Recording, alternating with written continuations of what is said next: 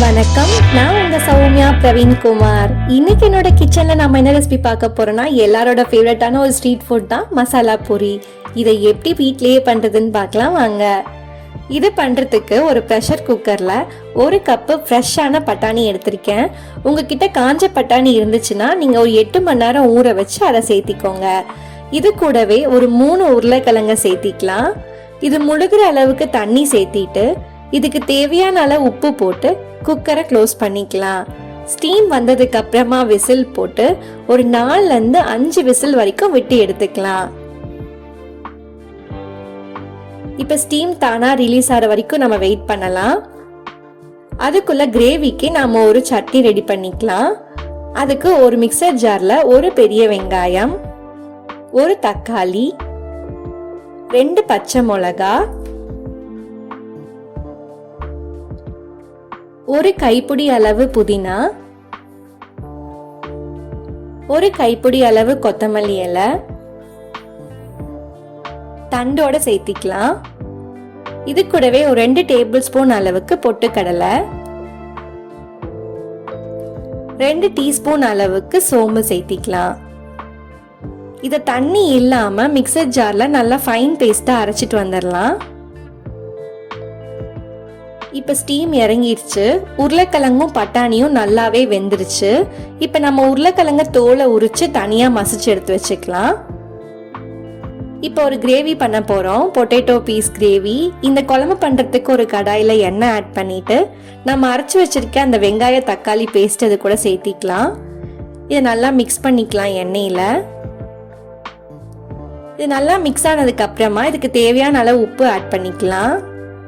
1/4 teaspoon அளவு மஞ்சள் தூள் சேர்த்திக்கலாம். 1 டீஸ்பூன் அளவுக்கு மிளகாய் தூள் சேர்த்திக்கலாம். 1 டீஸ்பூன் அளவுக்கு மல்லித்தூள் சேர்த்திக்கலாம். 1/2 டீஸ்பூன் அளவுக்கு கரம் மசாலா, 1/2 டீஸ்பூன் அளவுக்கு ஜீரகத்தூள். இது எல்லாத்தையும் சேர்த்திட்டு நல்லா கலந்து விட்டு பச்சை வாசனை போற அளவுக்கு வதக்கிக்கலாம். இது நல்லா வதங்கினதுக்கு அப்புறமா அந்த மிக்சர் ஜார்ல கொஞ்சமா தண்ணி ஆட் பண்ணி அதை சேர்த்திக்கலாம்.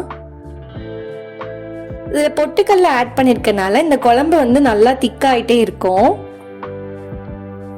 இப்ப அதோட பச்சை வாசனை போயிடுச்சு. நம்ம வேக வச்சு வச்சிருக்க உருளைக்கிழங்கையும் பட்டாணியும் சேர்த்திக்கலாம். இது நல்லா கலந்து விட்டுக்கலாம்.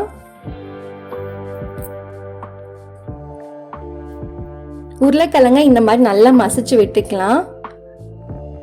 பாருங்க, குழம்பு நல்லாவே கெட்டியா இருக்கு.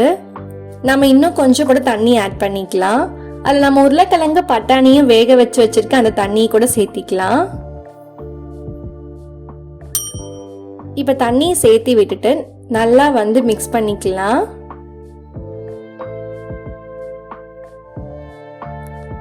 இப்போ ஒரு ஸ்மாஷரை வச்சு இந்த உருளைக்கிழங்கையும் பட்டாணியும் கொஞ்சமா மசிச்சு விட்டுக்கலாம். இந்த மாதிரி மசிச்சு விட்டதுக்கு அப்புறமா க்ளோஸ் பண்ணி ஒரு 10 நிமிஷம் நல்லா கொதிக்க விடலாம், பச்சை வாசனை போற வரைக்கும். நல்லா கொதிச்சிருச்சு.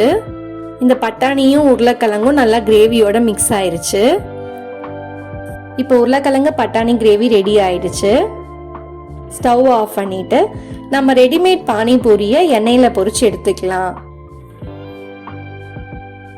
எப்பவுமே செய்யற மசால் பூரி இல்லாம இன்னைக்கு நம்ம ரெடிமேட் சமோசாவை வச்சு ஒரு மசாலா பூரி பிளேட்டிங் பண்ண போறோம். இந்த மாதிரி ட்ரை பண்ணி பாருங்க. வெறும் பூரியோட டேஸ்ட் மட்டும் இல்லாம அந்த சமோசாவோட டேஸ்டும் சேர்ந்து மசாலா பூரி சூப்பரா இருக்கும். இப்ப பூரி நம்ம பொரிச்சு எடுத்தாச்சு. இப்ப பிளேட்டிங் பண்ணிக்கலாம். இந்த மாதிரி நம்ம ஷாப்ல விற்கிற ஒரு சமோசாவை எடுத்திருக்கேன். அதை பிளேட்ல இந்த மாதிரி உடைச்சு போட்டு எடுத்துக்கலாம். இது கூடவே நம்ம ரெடி பண்ணி வச்சிருக்க உருளைக்கிழங்கு பட்டாணி குழம்பு மேல ஊத்திக்கலாம். எல்லா பக்கமும் ஸ்ப்ரெட் ஆகிற மாதிரி ஊத்திக்கலாம். இப்ப நம்ம பொரிச்சு வச்சிருக்க பூரிய இந்த மாதிரி உடைச்சு மேல போட்டுக்கலாம். ஒரு 3 பூரி நான் ஆட் பண்றேன். இதுக்கு மேலேயே கார்ன்ஃபிளெக்ஸ் கொஞ்சம் ஆட் பண்ணிக்கலாம். பெரிய வெங்காயத்தை பொடி பொடியா கட் பண்ணி வச்சிருக்கேன், அதையும் கொஞ்சம் சேர்த்திக்கலாம். கேரட் கொஞ்சம் துருவி வச்சிருக்கேன், அதையும் மேலே சேர்த்திக்கலாம்.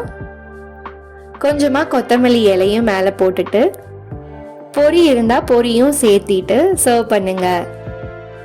இனிமே மசால் பூரி நீங்கள் கண்டிப்பாக கடையில் வாங்கி சாப்பிட மாட்டீங்க, அவ்வளோ டேஸ்ட்டாக இருக்கும். கண்டிப்பாக ட்ரை பண்ணி பாருங்கள். இந்த மாதிரி சிம்பிளான குயிக்கான ரெசிபிஸை பார்க்கணுன்னா என்னோட சௌமியா இந்த கிச்சன் சேனலை சப்ஸ்கிரைப் பண்ணிக்கோங்க. தேங்க்யூ ஃபார் வாட்சிங் மை வீடியோ.